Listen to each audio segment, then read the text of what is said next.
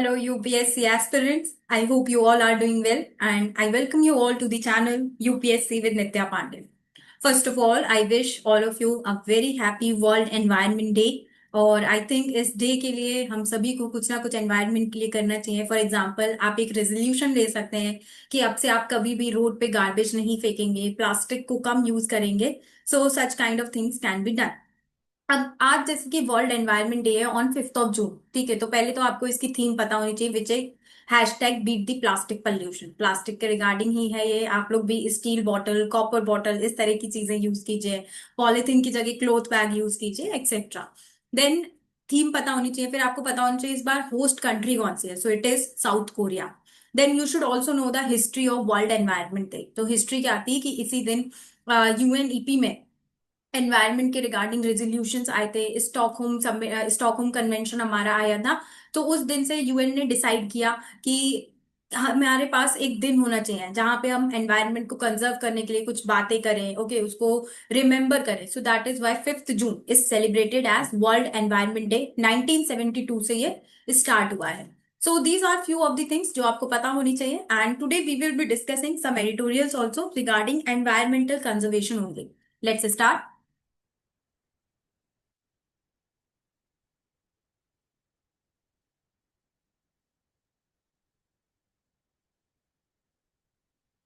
So the first editorial is Ecosomics for better environmental health. Okay, तो ये क्या है? ये environmental conservation पे है, and it is an editorial from Dahem. Now, the term exposomics, exposomics क्या होता है? Basically, it means कि जो ह्यूमंस हैं उनके ऊपर एनवायरमेंटल फैक्टर्स की वजह से उनके हेल्थ पर क्या इम्पैक्ट हो रहा है। फॉर एग्जांपल, एयर पोल्यूशन से, ओके, वाटर पोल्यूशन से। सो जो डिफरेंट हमारे आसपास जो फैक्टर्स हैं, एनवायरमेंटल फैक्टर्स हैं, उसका हमारी हेल्थ पर क्या इम्पैक्ट हो रहा है, that is what we mean by the term exposomics. Okay, तो यहाँ पर आ रहा है कि exposomics for better environmental health. तो इस चीज को हम कैसे यूज कर सकते हैं, साइंटिफिक डेटा इंटीग्रेशन एक्सेट्रा, ताकि हम एनवायरमेंट को इम्प्रूव कर सकें। यहाँ पर इसको एक यूपीएससी क्वेश्चन की तरह हम डिस्कस करेंगे। दैट इज कि जैसे अभी इसका रीसेंट कॉन्टेक्स्ट क्या है, तो कॉन्टेक्स्ट ये है कि वर्ल्ड एनवायरनमेंट डे है जो कि फोकस कर रहा है ending plastic pollution. Micro plastics जो होते हैं उनमें काफी ज्यादा केमिकल, फिजिकल, बायोलॉजिकल हैजार्ड्स होते हैं। एयर, वाटर, लिविंग स्पेसेस में वो परसिस्ट करते हैं और काफी सीरियस हेल्थ चैलेंजेस होते हैं due to their limitations in our ability to measure, sense and assess. क्योंकि हम उनके इम्पैक्ट्स वगैरह असेस नहीं कर पा रहे हैं, तो उनके काफी पब्लिक हेल्थ चैलेंजेस होते हैं, जैसे कि काफी माइक्रोप्लास्टिक्स कैंसरस होती हैं। ओके, लंग प्रॉब्लम्स हो सकती हैं हमको, जो एयर पोल्यूशन है वो भी हो रहा है उससे। एनवायरमेंटल इश्यूज हो रहे हैं, पोल्यूशन हो रहा है, उसकी वजह से डिसीज बर्डन हमारा बढ़ रहा है। फॉर एग्जांपल, अगर आपका वाटर पोल्यूटेड है तो आपको कॉलेरा हो सकता है। ओके, अगर आपकी एयर पोल्यूटेड है तो लंग्स अफेक्टेड हो सकती हैं। तो इस तरह से जो एनवायरमेंटल इश्यूज हैं, फॉर एग्जांपल अगर जैसे आजकल जो हम कह रहे हैं हीट स्ट्रोक, हीट स्ट्रोक क्यों हो रहा है? क्योंकि टेम्परेचर बढ़ रहे हैं। टेम्परेचर बढ़ना मतलब climate change. In rapid economic growth in India, rapid economic growth हमारी बढ़ रही है, और जिसकी वजह से एनवायरमेंटल एक्सपोजर्स, एनवायरमेंटल हैजार्ड्स भी बढ़ रहे हैं। These exposures interact with human lifestyles, making environmental health management even more difficult. India already 25% global environmental disease burden में कंट्रीब्यूट कर रहा है, जिसकी वजह से अब इट इज वेरी इंपेरेटिव कि हम एनवायरमेंट से जो हेल्थ इश्यूज हो रहे हैं उनको मैनेज करें।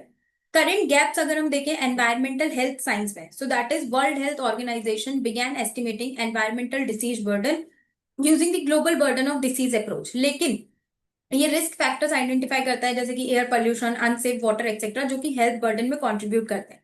बट ये सिर्फ 11 categories of environmental risk factors ही इनकॉर्पोरेट करता है। बहुत सारी डिफरेंट कैटेगरीज हैं, जैसे कि micro plastic, noise pollution, solid waste, जो ये एक्सक्लूड कर देता है। फिजिकल हजार्ड्स और लॉन्ग टर्म एक्सपोजर्स को भी ये कैलकुलेट नहीं कर रहा है। तो ये हमारे कुछ गैप्स हैं जहां पर हम एनवायरमेंट से हो रहे हेल्थ डिसीज बर्डन को ठीक से कैलकुलेट नहीं कर पा रहे। अगर हम इसको ठीक से कैलकुलेट नहीं कर पाएंगे तो इसके लिए प्रॉपर पॉलिसी फ्रेमवर्क भी नहीं बना पाएंगे, and again the problem can not be resolve completely. Exposomics क्या होता है? कटिंग एज साइंटिफिक फील्ड है जो कि सारे एनवायरमेंटल एक्सपोजर्स को कैलकुलेट करेगी पर्सन के life time, along with interactions with biology. ये गैप्स को फुलफिल करेगी, जो गैप्स ऊपर रह गए हैं, जो हमारी ऑलरेडी स्ट्रैटेजी है उनको फिल करेगी। ठीक है, ट्रेडिशनल मेथड्स के साथ, जो कि लिमिटेड एक्सपोजर्स और फिक्स टाइम पॉइंट्स पे फोकस करेंगे। ये non targeted hypothesis free approaches use करती है ताकि अनसीन सिनर्जिस्टिक और कंपाउंड इफेक्ट्स को कैलकुलेट कर सके। कॉम्प्लेक्स इंटरेक्शन एनवायरमेंटल रिस्क के, तो ये जो एनवायरमेंटल इश्यूज हैं इसकी वजह से ब्लड प्रेशर हाई हो सकता है, हाई ग्लूकोज हो सकता है, smoking, poor diet etcetera, underline genetic susceptibility etcetera. Compounding जो है वो कॉमन है शॉर्ट टर्म स्टडीज में, लाइफ कोर्स इम्पैक्ट जो है वो काफी ज्यादा एक्सप्लोर नहीं किए गए हैं। जैसे कि अगर हम देखें तो क्लाइमेट चेंज वो भी रिस्क फैक्टर्स को इंक्रीज कर रहा है, for example air pollution, vector borne diseases, flooding, wild Fyers, heat waves etcetera. Food chains disturb हो रही हैं क्लाइमेट चेंज की वजह से, क्रॉप फेलियर्स हो रहे हैं, इकोनॉमिक शॉक्स हो रहे हैं, जिसकी वजह से मेंटल हेल्थ डिसऑर्डर्स हो सकते हैं, न्यूट्रिशनल डेफिशिएंसी हो सकती है, सिक्योरिटी रिस्क। करेंट मेथड्स की limitations, I think we have already discuss this, ठीक है, जिसकी वजह से policy intervention, resource allocation properly नहीं हो पाता है। एक्सपोसोमिक्स से क्या होगा, एक तो कॉम्प्रिहेंसिव पूरा किस किस एनवायरमेंटल हजार्ड से क्या क्या रिस्क हो रहे हैं उसका असेसमेंट होगा। इंटीग्रेशन होगा बायोलॉजिकल डेटा के साथ, पूरा मॉनिटरिंग होगी इसकी, digital health platforms etcetera. Predictive modelling, framework बनाएंगे कि कैसे फ्यूचर हेल्थ रिस्क से हम डील कर सकते हैं। लेकिन इसके कुछ चैलेंजेस भी हैं एक्सपोसोमिक्स के, फॉर एग्जांपल कैपेसिटी बिल्डिंग नहीं है, ठीक है, इंटरऑपरेबल डेटा सिस्टम नहीं है, पॉलिसी सपोर्ट, फंडिंग, इंफ्रास्ट्रक्चर, ये सब इश्यूज होते हैं। इसके लिए वे फॉरवर्ड आपका क्या हो सकता है, तो इन्वेस्ट करो आप और ज्यादा रिसर्च में, टेक्नोलॉजी लीवरेज करो, for example AI, big data etcetera. Then integrate करना है exposomics into health policy, particularly non communicable disease prevention. Emphasis हमारा इक्विटी पे होना चाहिए, cost effectiveness, community level monitoring etcetera. Conclusion में फाइनली इंडिया को जो फ्रेगमेंटेड अप्रोच है, डिफरेंट डिफरेंट जगह आप जो चीजें कर रहे हो उससे हमें मूव ऑन करना है और एक इंटीग्रेटेड अप्रोच लाने की जरूरत है। एक्सपोसोमिक्स जो है वो एक प्रोवाइड कर रहा है यूनिफाइड, होलिस्टिक और future ready framework. It is central to addressing climate link disease burden, vulnerable population को सेफगार्ड करने में हेल्प करेगा और सस्टेनेबल पब्लिक हेल्थ आउटकम्स हम मीट कर सकते हैं। यहाँ पर आपका होमवर्क है टू टेल मी कि ये कौन से एसडीजी गोल के साथ मैच करता है। Okay, now let us move on to the next editorial which is about electric vehicles. ठीक है, so this is talking about कि इंडिया की अभी करंट पॉलिसीज क्या है इलेक्ट्रिक व्हीकल को लेकर। यहाँ पर मैंने कुछ एडिशनल डायमेंशंस भी ऐड किए हैं, जैसे कि इलेक्ट्रिक व्हीकल्स की हमको जरूरत क्या है, क्या चैलेंजेस हैं and what can be the way forward. So India has taken significant strides in the electric vehicle segment, लेकिन टेक्नोलॉजी ट्रांसफर और लोकलाइजेशन क्रिटिकल गैप्स हैं। इस सिनेरियो में हमको करंट पॉलिसीज देखनी है, क्या की चैलेंजेस हैं और एक way forward including global best practices हम सजेस्ट करेंगे। तो इंडिया का जो ईवी ट्रांजिशन है वो इसलिए इम्पोर्टेंट है क्योंकि हम देख रहे हैं कि जो normal like petrol diesel vehicles है उनसे बहुत ज्यादा पॉल्यूशन हो रहा है। साथ में हमें पेट्रोल डीजल इंपोर्ट भी करना पड़ता है जिससे हमारा करंट अकाउंट डेफिसिट होता है। ऑन दी अदर एंड अगर हम इलेक्ट्रिक व्हीकल्स पे शिफ्ट करेंगे तो वो हमारी क्लीन एनर्जी के लिए बहुत ज्यादा सही रहेगा, ग्लोबल वार्मिंग कम होगी, ग्रीन हाउस गैस एमिशंस कम होंगे एक्सेट्रा, जैसा कि हमने कल वाले एडिटोरियल में भी डिस्कस किया था। तो सस्टेनेबल मोबिलिटी, एनर्जी सिक्योरिटी और क्लाइमेट मिटिगेशन के लिए ईवी पर शिफ्ट करना, इलेक्ट्रिक व्हीकल्स पर शिफ्ट करना बहुत इंपॉर्टेंट है। अभी 2 जून को गवर्नमेंट ने क्या किया है, एक 15% कंसेशनल इंपोर्ट ड्यूटी दी है ईवी यूनिट्स के लिए, ठीक है, under the scheme to promote manufacturing of electric passenger cars in India. तो जब भी गवर्नमेंट किसी चीज को प्रमोट करना चाहती है वो उसके लिए इंसेंटिव्स देती है, सब्सिडीज देती है, इंफ्रास्ट्रक्चर पर फोकस करती है। उसी लाइन पर अभी गवर्नमेंट ये पॉलिसी लेकर आई है जहां पर ईवी यूनिट्स को बिल्ड करने के लिए 15% की कंसेशनल इंपोर्ट ड्यूटी दी जाएगी इन प्रोवाइडेड मैन्युफैक्चरर्स, लेकिन इसके लिए मैन्युफैक्चरर्स को 4,150 करोड़ रुपए इन्वेस्ट करने पड़ेंगे और लोकलाइजेशन नॉर्म्स मीट करने पड़ेंगे। Now in this situation we should also know कि आखिर ईवीज पर शिफ्ट क्यों करना है। सो फर्स्ट इज डीकार्बनाइजेशन करने में ये हमको हेल्प करेंगे। जैसे कि इंडिया का एम है कि हम एमिशंस इंटेंसिटी को कट करें बाय 45% बाय 2030। तो डीकार्बनाइजेशन अगर आपका एक गोल है, आपको 45% तक डीकार्बनाइजेशन करना है अगर 2030 तक, तो 2025 ऑलरेडी हो चुका है, ठीक है। अभी जो ट्रांसपोर्ट है वो 14% टोटल एमिशंस भी कंट्रीब्यूट कर रहा है, तो आपके कार्बन डाइऑक्साइड एमिशंस कम हो जाएंगे अगर आप इलेक्ट्रिक व्हीकल्स पर स्विच करेंगे। Another thing is energy security. India अभी जो है वो 85% क्रूड ऑयल इंपोर्ट कर रहा है। अगर हम इलेक्ट्रिक व्हीकल्स पर स्विच करेंगे तो हमारा फॉसिल फ्यूल डिपेंडेंस कम हो जाएगा और क्रूड ऑयल इंपोर्ट भी कम हो जाएगा, जिससे हमारा करंट अकाउंट डेफिसिट भी कम रहेगा। देन ईवी का मार्केट पोटेंशियल है, इंडिया का जो ईवी मार्केट है ऐसा प्रोजेक्ट किया जा रहा है कि ये 49% कंपाउंड एनुअल ग्रोथ रेट पहुंच सकता है बिटवीन 2022 टू 2030। तो काफी ज्यादा इसका मार्केट है, लोग उसको खरीदना चाह रहे हैं। तो इसलिए भी आपको ईवीज में इन्वेस्ट करना चाहिए। पोल्यूशन कंट्रोल होगा। ऑलरेडी डब्ल्यूएचओ बता रहा है कि वर्ल्ड की 20 में से 14 cities, most polluted cities India में है। अगर आपको अपनी कंट्री में पोल्यूशन कम करना है तो EV can be the solution. अभी इसके लिए करंट पॉलिसी क्या है, क्या गवर्नमेंट इनिशिएटिव्स लेकर आ रही है, तो उसमें जैसे कि गवर्नमेंट लेकर आई है फेम स्कीम, ठीक है। Then production linked incentive scheme है। फिर अभी ये वाली जिसमें 15% इंसेंटिव दे रहे हैं। स्टेट ईवी पॉलिसीज भी हैं, दिल्ली, महाराष्ट्र, तमिलनाडु एक्सेट्रा में, जो कि सब्सिडीज, डिमांड इंसेंटिव ये सब देते हैं। चैलेंजेस क्या क्या है, हमारे पास इतनी अच्छी टेक्नोलॉजी नहीं है, कंट्रीज के साथ टेक्नोलॉजी ट्रांसफर भी हमको नहीं मिल रहा है। बैटरी मैन्युफैक्चरिंग डेफिसिट है। प्रॉपर माइनिंग, रिफाइनिंग, असेंबली जैसे कि चाइना में है, वैसा हमारे पास नहीं है अभी। फिर डिपेंडेंस है, ईवी में जो कंपोनेंट्स चाहिए उसके लिए हमें दूसरी कंट्रीज पे डिपेंडेंट रहना पड़ता है। और इतना ज्यादा ईवी अडॉप्ट नहीं किया जा रहा है। इंडिया में सिर्फ 1.5 मिलियन ईवी सोल्ड हुए हैं वर्सेस 11 मिलियन इन चाइना, तो बहुत बड़ा डेफिसिट है। ग्लोबल कंपैरिजन अगर हम देखें तो चाइना ने ये सब 2009 में ही शुरू कर दिया था विद ओवर $230 बिलियन सब्सिडीज। लेकिन इंडिया में अभी हम देखें तो पिछले 4-5 सालों में ईवी की तरफ शिफ्ट करना स्टार्ट किया, तो डेफिनेटली ये गैप हमको दिखेगा। यूएसए में advance technology vehicles manufacturing loan program है उनके पास, ठीक है। लेकिन फिर भी उनका अडॉप्शन चाइना से तो पीछे ही है। यूरोप भी प्रायोरिटाइज कर रहा है battery innovation, sustainability standards etcetera. Way forward क्या हो सकता है, आप ज्वाइंट वेंचर्स कर लीजिए, जैसे कि हम चाइना की स्ट्रैटेजी से सीख सकते हैं। बैटरी सप्लाई चेन आप लोकलाइज कीजिए कि विद इन इंडिया हम बैटरीज को क्या कहते हैं बना सकें, जैसे कि लिथियम माइनिंग जो JNK में है वहां पर आप इन्वेस्ट कीजिए। चार्जिंग इकोसिस्टम होना चाहिए, ईवी तो चार्ज होती है, अगर चार्जिंग स्टेशन ही नहीं होगा तो मैं अपनी गाड़ी की बैटरी को चार्ज कहाँ करूंगी, तो चार्जिंग पॉइंट्स चाहिए हमको। रिसर्च एंड डेवलपमेंट करनी पड़ेगी और एक प्रॉपर पॉलिसी फ्रेमवर्क चाहिए कि कैसे गवर्नमेंट इस पे वर्क करेगी, फंडिंग कहाँ से होगी, प्रॉपर इंफ्रास्ट्रक्चर कैसे बिल्ड करेगा। इन सब चीजों पे ध्यान देने की हमको जरूरत है।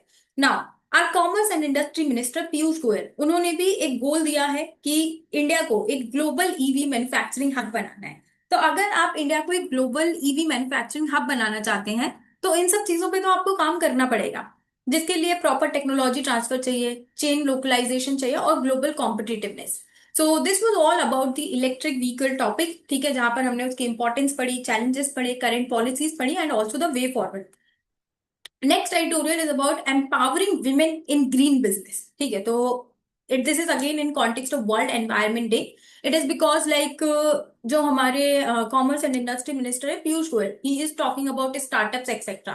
तो जो ग्रीन सेक्टर है वो एक इमर्जिंग सेक्टर है जिसमें काफी ज्यादा स्टार्टअप्स भी हो सकते हैं, लेकिन इसमें हम विमेन का कैसे रोल देख सकते हैं। अगर इस टॉपिक के मैं रेलिवेंस की बात करूं, it is relevant for your GS paper 1, GS paper 3। ऐसे और एथिक्स में तो आप कभी भी कोई भी पॉइंट कोट कर ही सकते हैं। चलिए देखते हैं इसको।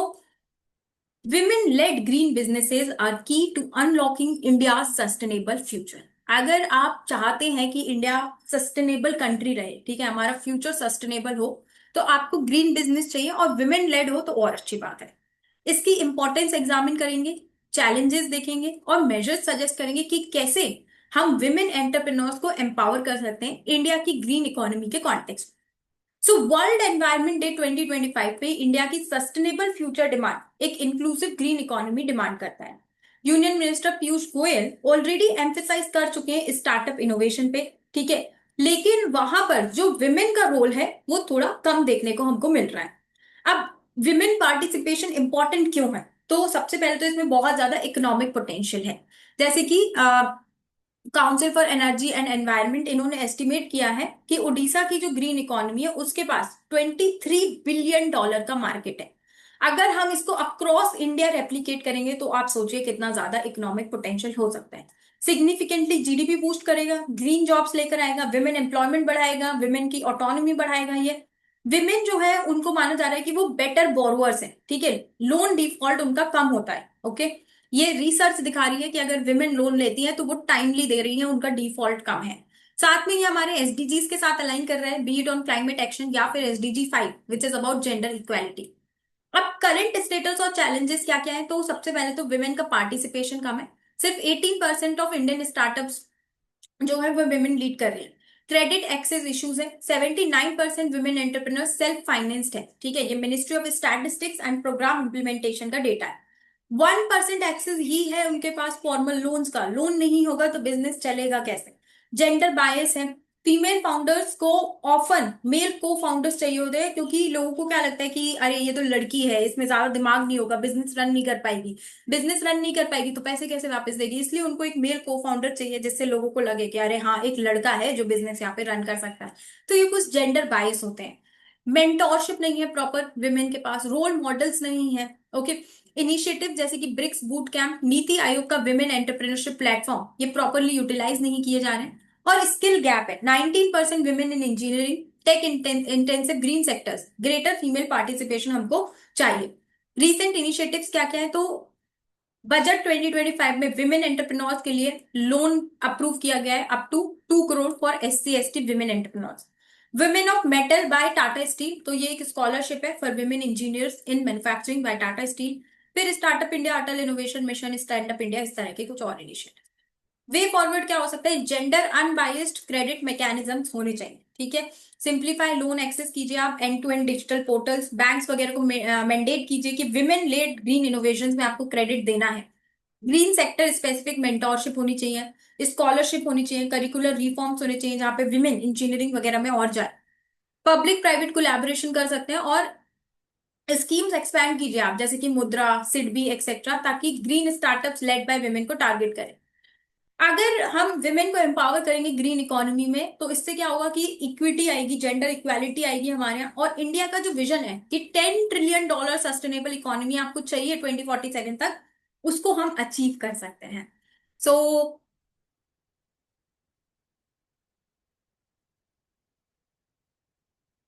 this was all about today's editorial analysis, where we discussed three topics. One was about empowering women in green business, then on electric vehicles, and also on the role of expo zombies.